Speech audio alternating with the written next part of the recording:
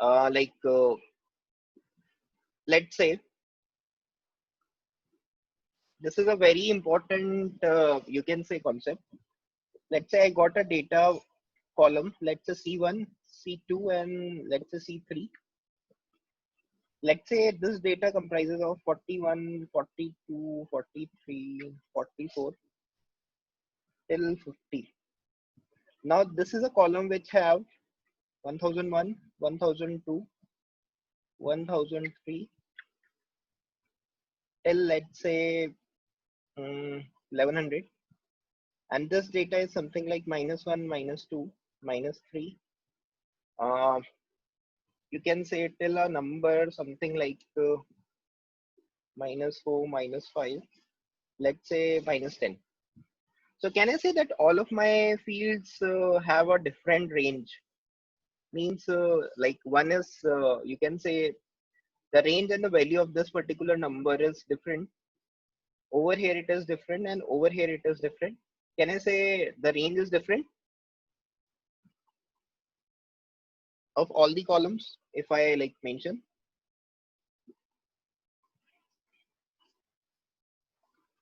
What do I mean by range? Range means that the spread of the data.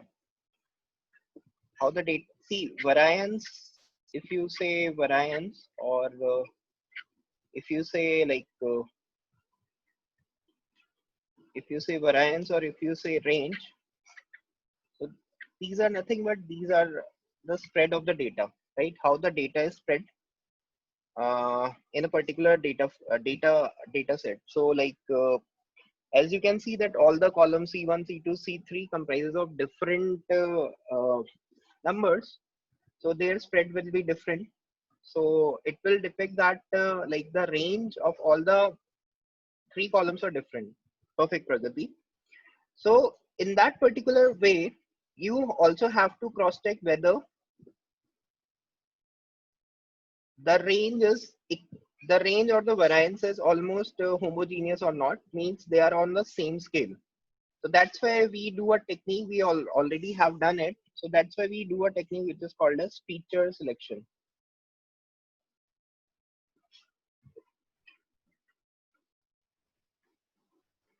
I hope this is clear to everyone. Why do we do the feature selection? Because the thing is, you have to make all the columns which is present into the same range. So let's say if I'm doing the standardization, so roughly my value will be lying from -3 to +3. So it will make the scaling in each and every column to the same ranges or to the same variance. So this is very important step. So before like, although this is one of the data, one of the, you can say one of the step of the data pre-processing part, but it's very important that your data should have same variance or the same range.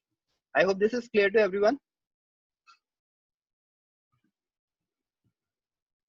This particular point, guys. Okay, perfect. I think multivariate normality, this we have also already discussed that like all the data set should be the variance, the should be the normalized. So in the previous session, we discussed something on this, that the data set should be the normalized. If they are not normalized, so try to make it normalized or standardized. Either of the condition it has to fulfill. It should be independence of error. So guys, while collecting the data, the raw data, we generally encounter some errors. There might be some missing value, or there might be some incorrect values that we can get. So it comprises of error, or we can have an outlier. I think we also discussed something which is based on the outlier. This particular thing is an outlier. This is not following the trend of the data. This is a particular trend. This is something which is an outlier, right? So I hope we are also clear with independence of error. It should not have any error. This is another important point. I hope all the 4 points are clear to everyone. We also discussed something which is related with multicollinearity. What is called as lack of multicollinearity. So what do I mean by multicollinearity? That means that the variables, right? This we have discussed over here. the variable should be independent of each other. Like the occurrence of this variable should not affect this one, or you can say all the three variables should be independent. Any variable occurring is not affecting the another variable. I hope this is clear to everyone.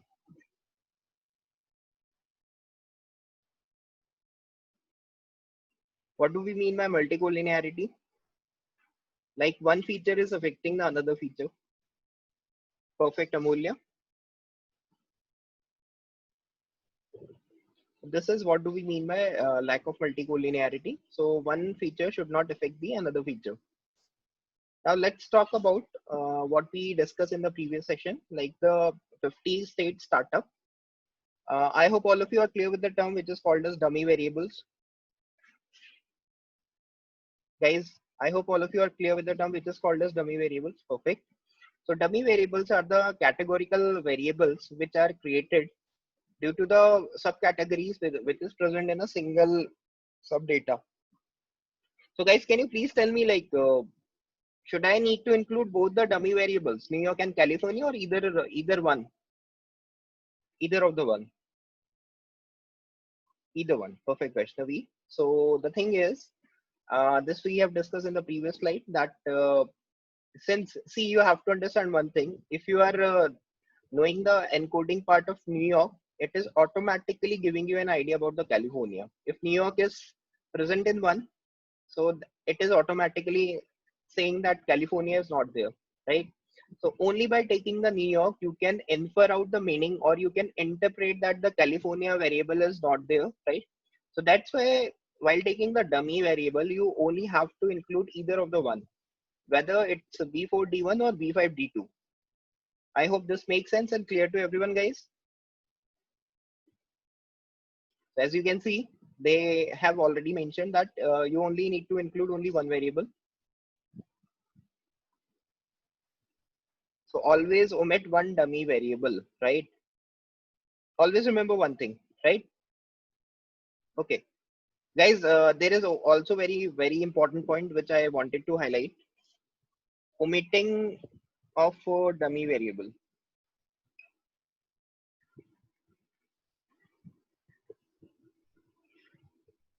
Let's say my data sets comprises of, it's very important point, please do mention this.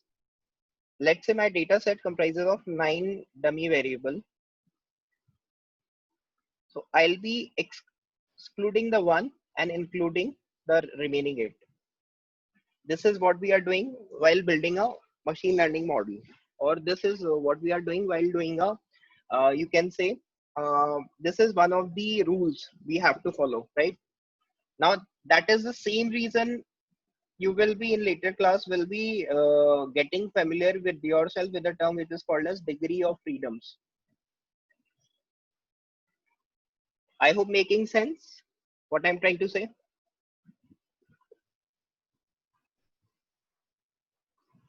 Guys, I hope this is making sense what I'm trying to say. Although, right, see, you have to understand one thing, always you have to omit one dummy variable out of your, you can say, the list of multiple variables. Because the main reason for this is like, one of the variable is representing the other variable, and another highlight you can also say, like, let's say in the real time scenario, you will be getting subcategories which is involving like 100 categories or 20 categories, 30 categories. So let's say if you got 20 categories, so in that particular way you will be omitting one dummy variable and you will be including the other 19. So the equation would be comprised of other 19 variables. I hope this is clear to everyone. This is another important point, this which we have left in the previous session. Okay, perfect. Now we also discuss something which is based on fair coin tossing. So in the fair coin tossing, we discuss something which is related with, if it's a fair coin. Guys, can you tell me, like, what is a name for H naught? What kind of hypothesis it is? null. So like null hypothesis is a hypothesis that we always consider to be true. Let's say for an example, if I'm saying that sun rises from the east, right? So this is a universal truth that we always consider to be true. So if I want to falsify this statement, so I will make another assumption or another hypothesis that sun rises from the west. So my null hypothesis is that the sun rises from the east, and my alternative hypothesis is that that the sun rises from the west. I hope this is clear to all of you. Like what is null, what is alternative. You always take an alternative in order to disprove the null. Perfect, perfect. So guys, in the previous class, we discussed something which is related with you can say null hypothesis.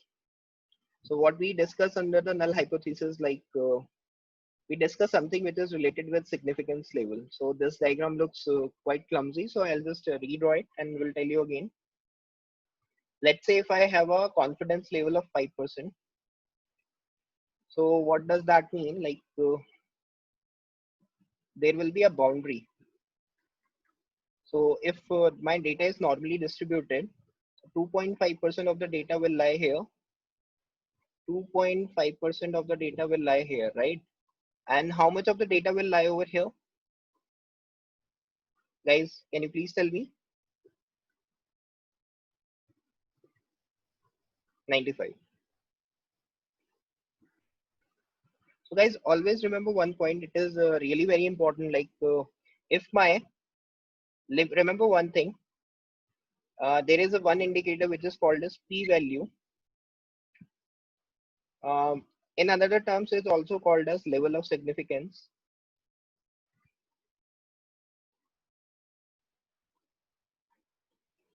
So always remember one thing, like if my significant level, if it is something like, you will be finding this term in the interpretation of like regression models, like if the p-value, if it is less than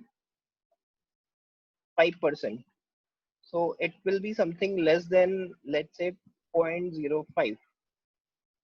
If the p-value, if it is less than 0.05, then the model is significant. And if it is more than 0.05, then the model is insignificant.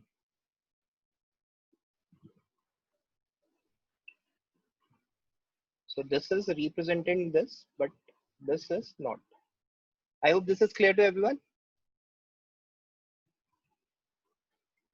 So for p-value less than 0.05, the model is significant. If it is more than 0.05, the model is highly insignificant. So what do I mean? See, whenever we test any theory, we try to reject the null, isn't it? That's why we are testing. Let's say if I'm doing a market research of some Coke brand, right? So what will be my intention? Like I'll be taking another alternative hypothesis in order to reject my previous one, right? So remember one thing, if the p-value, if it is less than 0.05, right? This is a very important thing. You always reject null, and over here you accept. Okay. Okay. Over here you reject null, and if it is something like this, over here you reject alternate.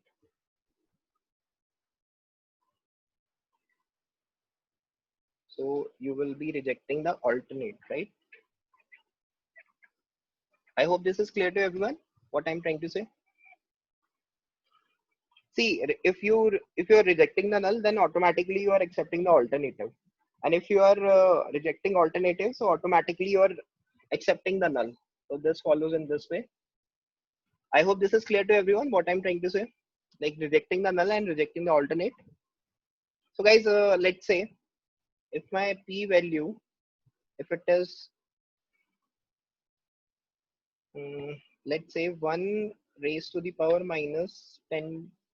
So for this particular value, should I reject the null or accept the alternate? What should I do? Can you please tell me?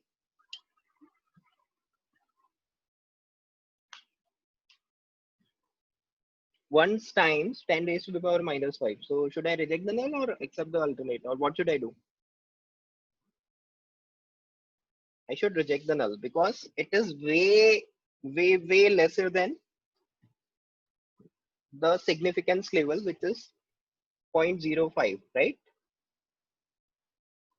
So it is somewhere around like something like 1 divided by 1, 2, 3, 4, 5, something like this. Very small number.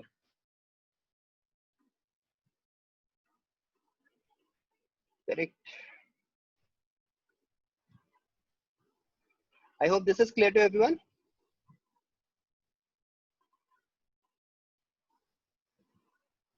I hope this is clear to everyone. This is another thing, because this kind of thing you will be coming across while interpreting the result a lot. So that's why we have only just started with some machine learning, very basic things. So this is a very important thing. And like this, we have discussed something.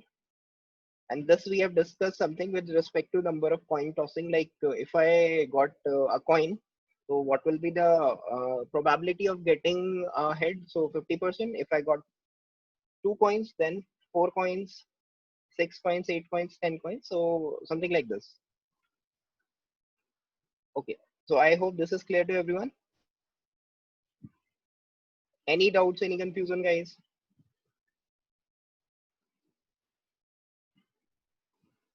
Now I'll be starting like, okay, perfect.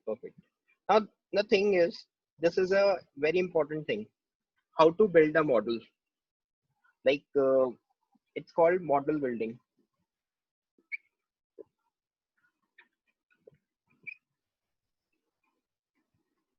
How to build a specific model, right? So this is a very, you can say, very important step while making your data to be ready for the interpretation. Because like let's say if I'm creating a model, and if it is not giving you the actually predicted values, so there is no need for building the model, because the accuracy is not up to the mark. So it's very important, like before applying any linear regression or multiple linear regression algorithms, it is always important that what should be an approach, in what way, how you should build your model, right? So guys, can you please tell me, like, let's say if I got this as, you can say, dependent variable. So it's automatically, these all variables are my independent, isn't it? These all variables are my independent. So this is a dependent variable, right? So these independent variables are actually responsible for predicting the value of the dependent variable, isn't it? All these independent variables are responsible for predicting the value of my dependent variable, isn't it? Perfect. So the thing is, but there might be some variables who are not actually playing a significant role. Are you getting my point? There might be some of the variables who are not playing a significant role in predicting the value of y in real time scenario, or in or doing any machine learning algorithms. Guys, are you getting my point? Like let's say for this particular diagram, it is indicating that x2, x4, x5 and x7 is not playing a significant role in predicting the value of y, right? I hope all of you are getting my point, guys.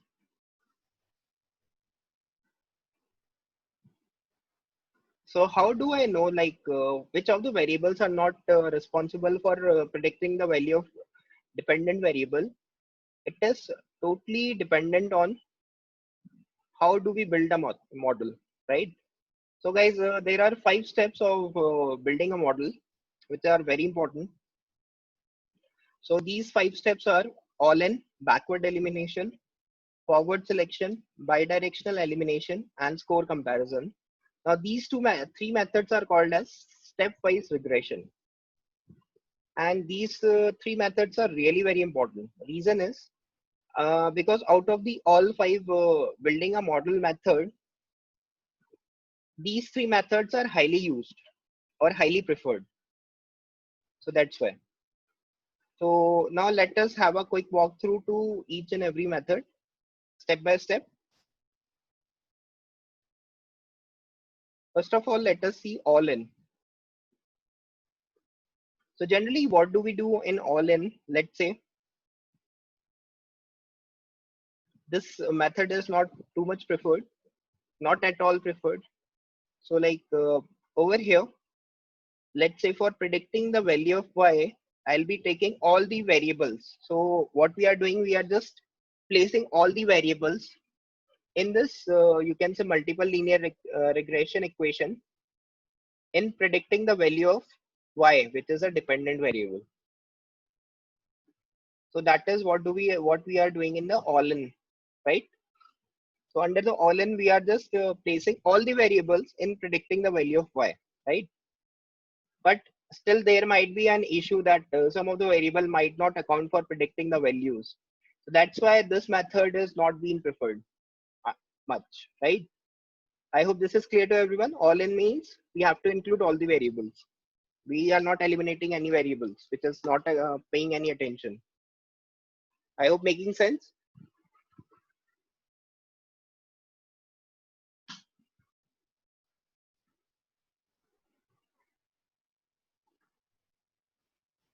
Okay, perfect, guys.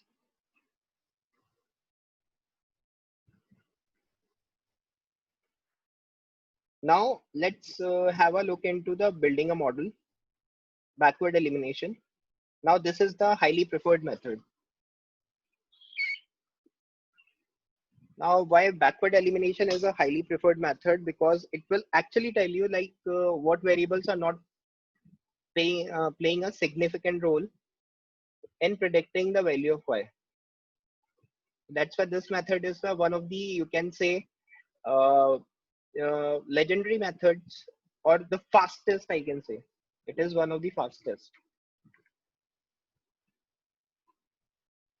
The main reason why this is one of the fastest method is due to the fact that, right, because it will actually tell you like which of the variable are not playing any part in predicting the value of y, because we are eliminating those features who are not playing a significant role. So there is a 5-step process. So let's have a look into the 5-step process. So select a significance level. So we generally select a significance level as a 5% level. I'm just talking about this, the level of significance. You can select anything based on the model requirement, but the default value is 5%. I hope this is clear to everyone.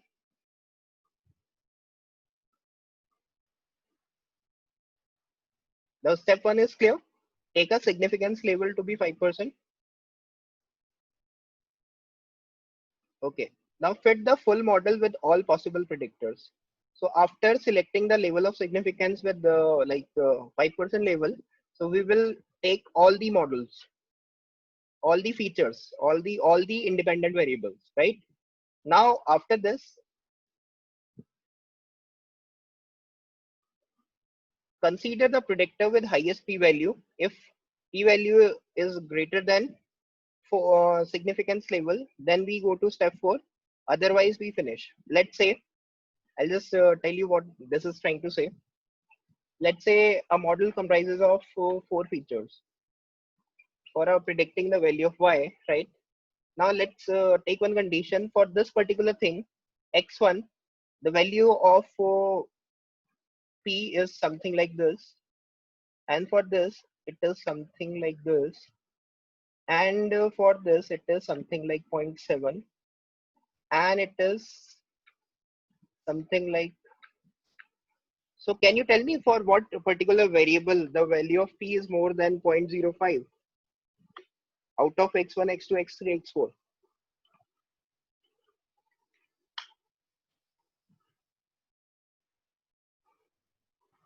X3. So what does this backward elimination tells you that we should eliminate this variable because it is not playing a significant role in predicting the value of y.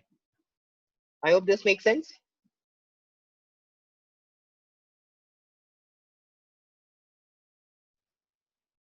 Okay, perfect, Suman. So what we generally do, we remove the predictor. So as like we remove this one. Now, see what they are saying, consider the predictor with the highest p value. If the p is greater than the significance level, we go to step 4. Otherwise, go to finish. Either you go to step 4, removing the predictor. So if you do not, then you again move on to the step 3, right? Let's say after it just like removing all the values of independent variable whose p value is more than you can say more than 0.05. So after doing all the elimination, if you are left with only the significant values, so that will be that are responsible for finding out this level of significance of the model. I hope this is clear to everyone. Backward elimination. So that's why it is also called as stepwise regression, because one by one you are removing the model, you're removing the independent variable. I hope this is clear, guys.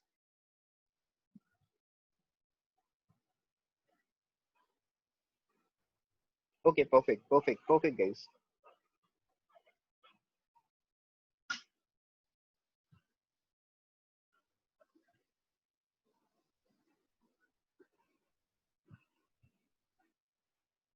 Now the another method, it is called as forward selection.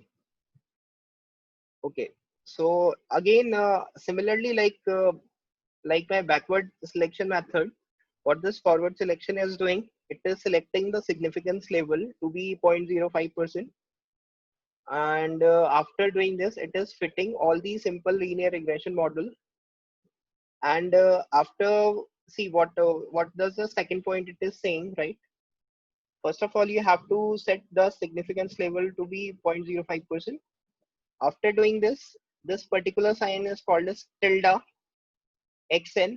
So this is generally representing that this particular variable is dependent on all the variables which are present. So this particular sign, which is also termed as uh, tilde, right?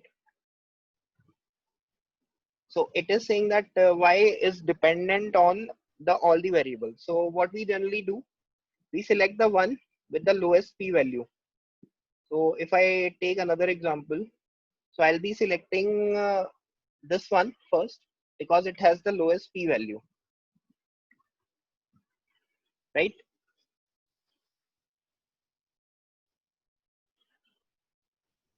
So after doing this,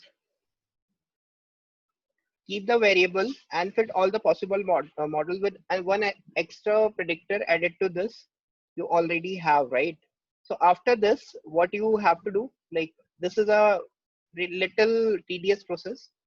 Keep this predictor, and with this predictor include any one of the predictor, right?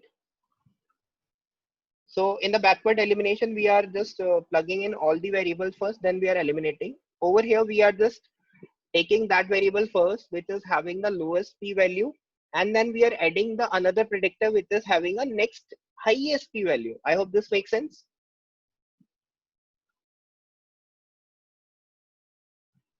Guys, I hope all of you are getting. Please simply type yes and no.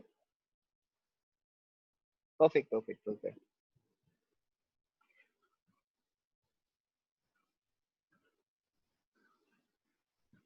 Okay, the thing is, after doing this, consider the predictor with the lowest p value. If p value is less than significance level, if my p value is okay, so we keep on adding all the variables until or unless we are getting the p value or the level of significance of the total model to be less than 0.05. since after a while, after let's say for this particular example, after including x3, my p values goes somewhere, let's say for an example, somewhere like 0.06. So it is more than 0.05. So what I'll be doing, I'll be only taking these three variables, because I have taken this first, followed by this, followed by this. If I have included this, and it has created a p value to be more than 0.06. So we will be stopping. I hope all of you are clear with the forward selection thing.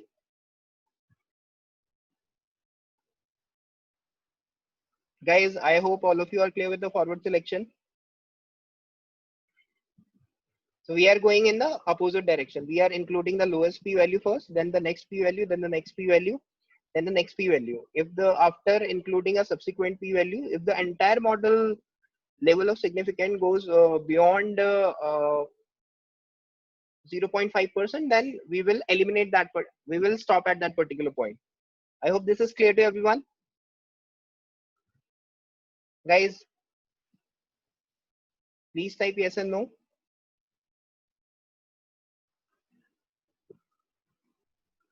Okay, perfect.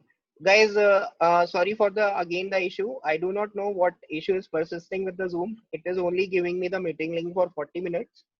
I'll again reshare you the link on the group itself. So please rejoin on the same link, right? I'm just sharing.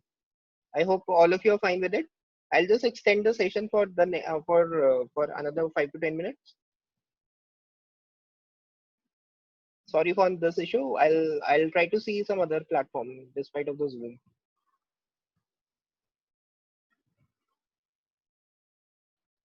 Okay, so it will